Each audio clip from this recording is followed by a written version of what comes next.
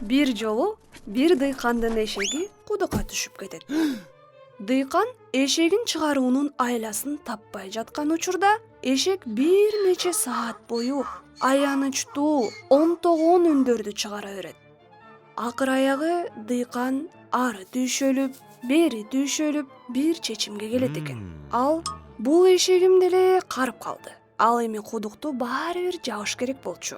Жөн гана карыган эшекти алып чыгуу үчүн күч жумшоонун эмне кажети бар дейт да, кудукту жаап, топуракка толтуруп салайын деп коңшусун жардамга чакырат. Ошентип коңшусу экөө колдоруна күрөк алып, кудукка алмак-салмак топурак ыргыта башташат. Эшек бул иштен эмне менен бүтөрүнө көзү жетип, ач айкырыкты салат.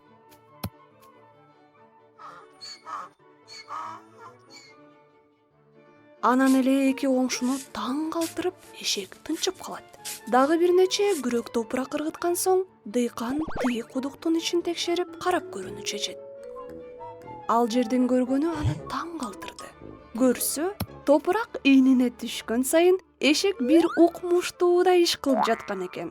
Ал улам жонуна түшкөн топуракты силкип салып, ошол топурактын үстүнө тура калып жаткан экен. Бир аз убакыт өткөн соң эшек өйдө көтөрүлүп, кудуктун четин аттап өтүп, алдыны көздөй жолугуп келе жатканда чаап жөнөгөнүн көргөндө эки коңшу айраң таң болуп кала беришет.